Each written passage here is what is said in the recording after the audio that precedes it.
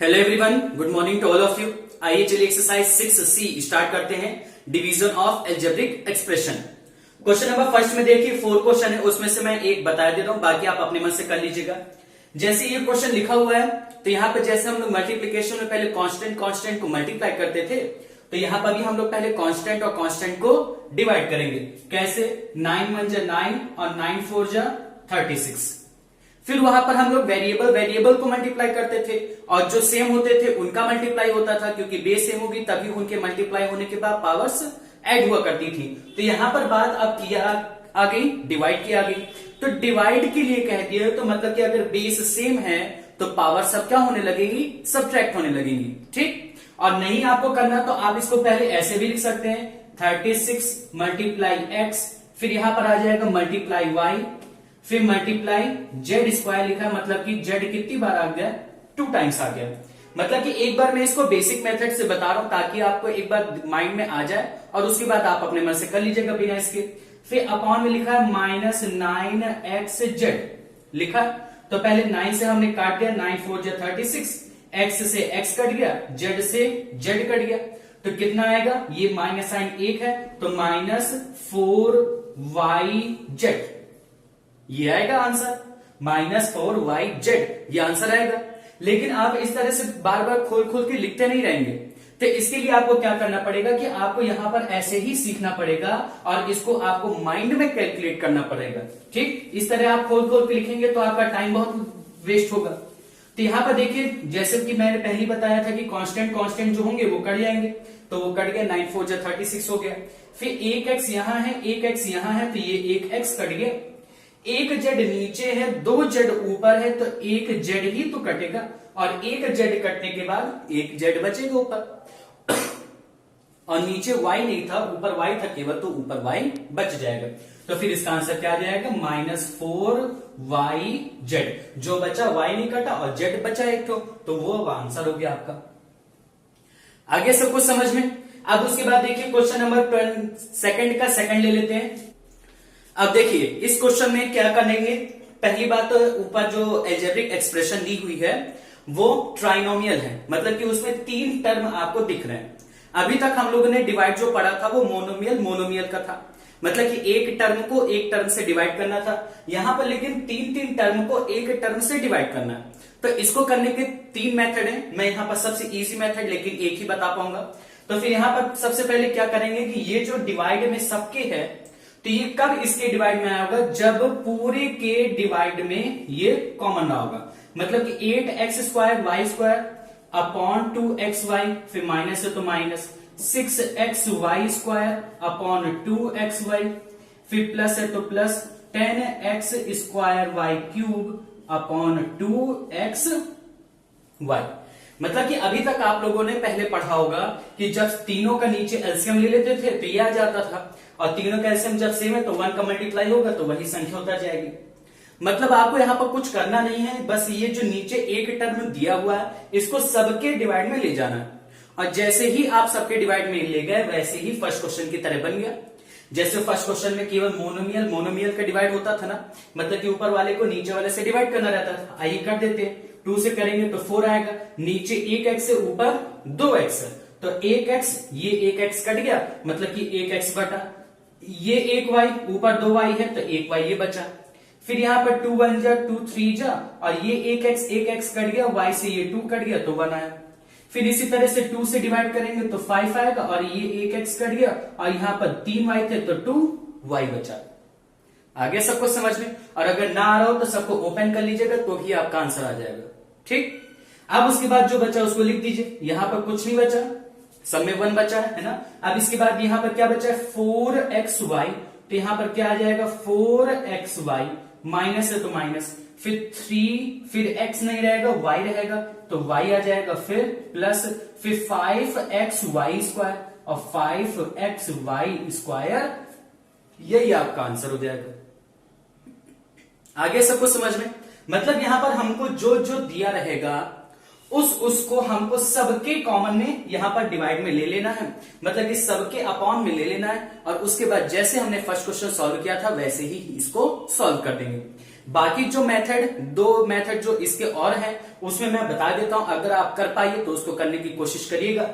पहले इन तीनों से जो जो आपका कॉमन निकल रहा हो उसको कॉमन निकाल लीजिएगा, और फिर जो कॉमन निकलेगा उसको काट दीजिएगा, यही आएगा।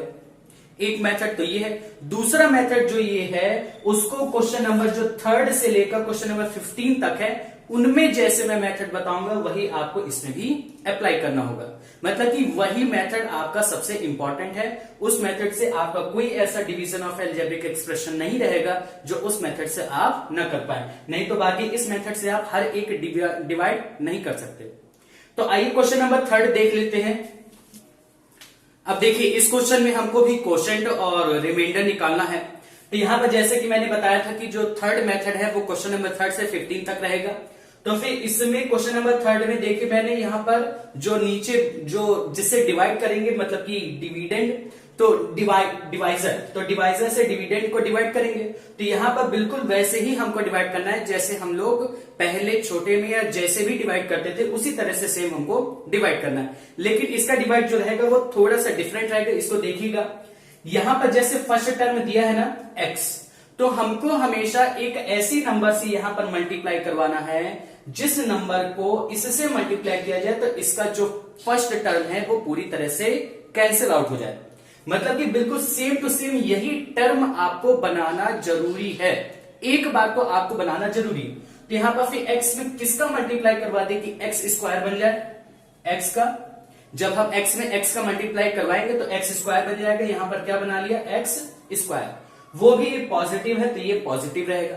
फिर डिवाइड में क्या किया करते हैं हम लोग, माइनस किया करते हैं। तो ये जो माइनस करेंगे, अभी माइनस करेंगे नहीं, अभी ये जो x है उससे दोनों को मल्टीप्लाई करेंगे, मतलब कि अभी x से हमने x को मल्टीप्लाई किया तो अभी x से हम अभी इसको -2 को भी करेंगे।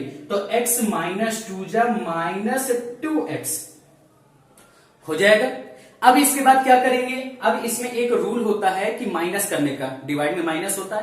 तो जब भी हम लोग अलजेब्रिक एक्सप्रेशन को सब्ट्रैक्ट करते हैं तब हमने देखा है कि अलजेब्रिक एक्सप्रेशन के जितने टर्म होते हैं उनके साइन क्या हो जाते हैं, सबके सब चेंज हो जाते हैं। तो हम यहां पर साइन चेंज करके लिखेंगे। वो साइन एक स्टेप में न्यूली, मतलब कि नई लाइन में हम लोग उस साइन को जो चेंज हुआ है उसको हम लोगों को शो करना पड़ेगा। तो यहां पर ये पॉजिटिव का x स्क्वायर था तो हमने माइनस का बना दिया, ये माइनस का 2x था तो हमने प्लस का बना दिया। अब ये प्लस का x स्क्वायर, ये माइनस का x स्क्वायर कैंसिल हो गया, और ये -4 है और ये +2 है। यहां पर हम लोग +2 लेंगे ना कि -2 लेंगे, क्योंकि साइन अब चेंज हो गया। तो -4 और +2 क्या हो जाएगा, -2x, और x लाइक टर्म थे इस वजह से ये सॉल्व हुआ, नहीं तो सॉल्व भी नहीं होता। जो क्वेश्चन नंबर 4 है वो कुछ इसी तरह का है। तो यहां पर ये सॉल्व हो गया। फिर डिवाइड में जैसे उतारते हैं उतार दिया, ठीक। फिर उसके बाद देखिए अब हमको फिर से फर्स्ट टर्म को मैच करवाना है। तो x को -2x बनाने के लिए किसका मल्टीप्लाई करना पड़ेगा, -2 का करना पड़ेगा, क्योंकि x को 2 से मल्टीप्लाई करेंगे तो 2x आ जाएगा, और माइनस साइन इसमें लिखा है तो माइनस आ जाएगा। फिर मैंने कहा कि केवल इतने में नहीं रुकना है, हमें -2 को अभी इस -2 से भी मल्टीप्लाई करना है। तो 2 2 जा 4, वो भी माइनस माइनस का क्या बन गया, प्लस बन गया। फिर इसके बाद अभी इसको कुछ करना नहीं है, अभी पहले हमको इसका साइन चेंज करना है। तो ये माइनस था तो क्या हो गया प्लस, ये प्लस था तो क्या हो गया माइनस हो जाएगा। अब इसके बाद ये -2x + 2x +4 -4 कैंसिल आउट हो गया। तो यहां पर रिमाइंडर क्या बचा, 0। तो रिमाइंडर इज इक्वल टू 0 और क्वोटिएंट या कोशेंट इज इक्वल टू क्या हो जाएगा, x -2। आ गया सबको समझ में। मतलब कहने का यह है कि आपको कुछ रूल्स इसको ध्यान में रखना है और उसके बाद बाकी आपके सभी क्वेश्चंस सॉल्व हो जाएंगे। रूल क्या बताया मैंने, सबसे पहले आपको फर्स्ट टर्म हमेशा एक ऐसा टर्म यहां पर लाना है मल्टीप्लाई में जिससे फर्स्ट टर्म आपका मैच करने लगे। फिर आप उसी टर्म से सभी इस पॉलिनोमियल के जितने भी टर्म हैं तो सभी टर्म को आप मल्टीप्लाई करवा के यहां लिखेंगे। फिर साइन चेंज करेंगे, जैसे सॉल्व करते हैं वैसे करेंगे, प्लस माइनस जो भी हो रहा है। फिर इसको उतारेंगे, फिर फर्स्ट टर्म मैच करेंगे, फिर जो टर्म आएगा उसे सबको मल्टीप्लाई करेंगे, फिर जो आएगा वही आपका आंसर हो जाएगा। ठीक, अब इसके बाद देखिए क्वेश्चन नंबर जो 4 है उसमें लाइक टर्म नहीं आता मल्टीप्लाई करवाने पर। अगर किसी ने कोशिश की होगी उसको हो सकता है पहली बार में थोड़ा टफ लगा हो। जैसे हमको यहां पर कह रहा है x प्लस 2 से एक्स स्क्वायर माइनस 4 को सब्ट्रैक्ट करना है, एक्स स्क्वायर माइनस 4। चलिए आइए करते हैं। तो पहले x को एक्स स्क्वायर बनाने के लिए किससे मल्टीप्लाई करेंगे, x से। तो यहां पर क्या बन गया, एक्स स्क्वायर। फिर इसी x को इस 2 में मल्टीप्लाई किया जाएगा तो क्या हो जाएगा, प्लस 2x। तो प्लस 2x लिख दिया, हो जाएगा कि नहीं हो जाएगा। फिर साइन चेंज करेंगे, ये माइनस ये माइनस, ये प्लस एक्स स्क्वायर ये minus x square cancel out हो गया। लेकिन हमने यहां पर ध्यान दिया कि इसमें 4 में x नहीं लिखा है, इसमें 2 में x लिखा है, तो हम इसको सॉल्व नहीं कर सकते। तो हम क्या लिखेंगे, पहले -4 फिर ये -2x लिखेंगे। लेकिन याद करिए मैंने मल्टीप्लाई में भी बता दिया था कि आपका जो तरीका पॉलिनोमियल को लिखने का होना चाहिए वो ये होना चाहिए कि ग्रेटेस्ट नंबर ऑफ वेरिएबल की जो पावर होगी वो पहले होगी और उसके बाद उससे छोटी, मतलब कि descending order of the power of the variable में आपको पॉलिनोमियल को लिखना है। मतलब कि यहां पर अगर आप इसको लिखेंगे तो कंफ्यूजन क्रिएट हो जाएगी। ठीक, क्योंकि आपको फिर x -4 नहीं बना पाएंगे, बना लेंगे नहीं बना पाएंगे ना, तो कंफ्यूजन क्रिएट हो जाएगी। तो आप ऐसे नहीं, ध्यान देकर पहले x वाला टर्म और फिर विथआउट x वाला टर्म। आगे सबको समझ में। अब आप मल्टीप्लाई कर दीजिए, फिर आप उसके बाद देखिए केवल इसका साइन चेंज होगा, ये वैसे का वैसा ही उतर जाएगा। कोई भी आपको यहां पर सॉल्यूशन इनके बीच में नहीं करना कि ये -4 है ये -2 है तो -6x लिख दे, वही आंसर गलत हो जाएगा। अब अभी ये इक्वेशन बची, इसको फिर से सॉल्व करेंगे। x को -2x बनाने के लिए किसका मल्टीप्लाई, -2 का करेंगे। तो -2x जा -2x, फिर -2 को +2 से मल्टीप्लाई करेंगे तो क्या आएगा, -4 आ जाएगा। अब साइन चेंज करते हैं तो यहां पर प्लस हो गया, ये भी प्लस हो गया, -2x + 2x -4 + 4 कैंसिल आउट हो गया। मतलब इस बार भी क्वेश्चन कितना आया, x -2 और रिमाइंडर कितना आया, 0। आगे सबको समझ में। अब इसके बाद आइए क्वेश्चन नंबर 9 ले लेते हैं। देखिए अब इस क्वेश्चन में देखिए इतना बड़ा पॉलिनोमियल दे दिया, तो कोई बात नहीं, यहां पर भी करना वैसे ही है, बस एक मैं बड़ा सा क्वेश्चन करके दिखाई दे रहा हूं ताकि आप लोग करने के टाइम पर इससे एक आइडिया ले सकें। तो यहां पर पहले 2x लिखा है, ये 2x³ लिखा है, तो 2x को 2x³ बनाने के लिए किसका मल्टीप्लाई करना पड़ेगा, x² का। तभी x और x² मिलकर x³ और 2 1 जा 2, दोनों प्लस के थे, ये भी प्लस का था तो पॉजिटिव। फिर इसके बाद x² का मैंने बताया था कि उसके बाद जो जितने भी टर्म यहां पर रहते हैं डिवाइजर में उसमें भी करना पड़ता है। तो x² का 3 में करेंगे तो क्या आ जाएगा, +3x²। और लाइक टर्म है x² के नीचे x² लिखा है तो लिख दिया। फिर इसके बाद इसको सॉल्व करते हैं, ये प्लस था तो माइनस, ये प्लस था तो माइनस। फिर इसके बाद ये कैंसिल आउट हो जाएगा क्योंकि प्लस माइनस का सेम है और कांस्टेंट सेम है, इस वजह से 2 में 2 काटा 0। फिर ये +1x² लिखा है, अगर किसी भी वेरिएबल के कोफिशिएंट नहीं लिखा होता तो वो 1 होता, तो +1x² और यहां पर ये -3x²। सॉल्व करने पर कितना आएगा, -2x²। फिर इसको लिखा तो इसको उतार लीजिए -5x, और अगर आपका मन इसको भी उतारने का तो उसको भी आप उतार सकते हैं। फिर इसके बाद 2x को -2x² बनाने के लिए हमें -2x का मल्टीप्लाई करें, लेकिन यहां पर 2 पहले से है तो यहां पर सिर्फ हमको किसका करना पड़ेगा, x का, है ना, क्योंकि 2 1 जा 2 हो गया, माइनस प्लस का माइनस हो गया और x का x² हो गया। देखिए मैच कर गया।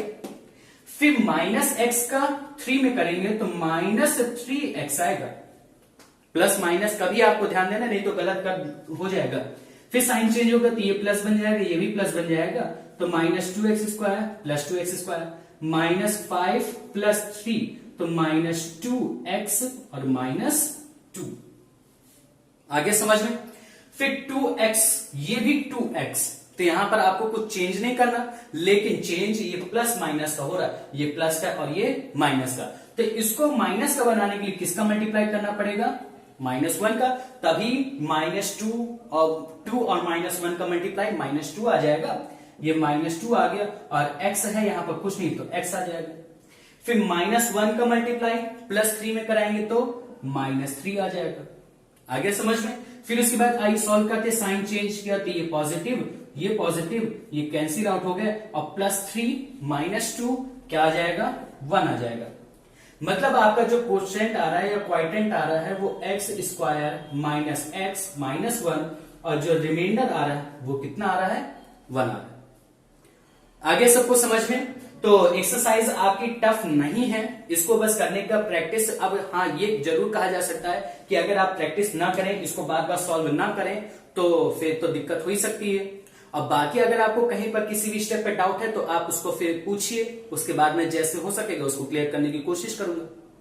अब इसके बाद आइए इस एक्सरसाइज का एक लास्ट क्वेश्चन ले लेते हैं। वो सबसे बड़ा क्वेश्चन, सबसे लास्ट क्वेश्चन आपको वैसे भी टफ लगा करता है, तो चलिए उसको भी देख लेते हैं। Question number 15। अब देखिए क्वेश्चन नंबर 15 में भी इसी तरह का क्वेश्चन है, तो आइए इसको सॉल्व करते हैं। आपके समझ में आ गया होगा तो जो मैं करता जाऊंगा वो आप समझते भी जाएंगे।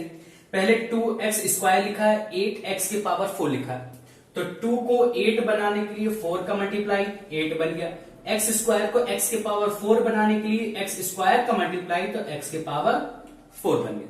फिर इस टर्म को सेकेंड टर्म से मल्टीप्लाई करेंगे तो 4 बन जाए, ये 4 आ जाएगा, वो भी दोनों पॉजिटिव है। x² x तो x³ आ जाएगा। फिर 4x² का -1 में करेंगे तो -4x² ये आ जाएगा।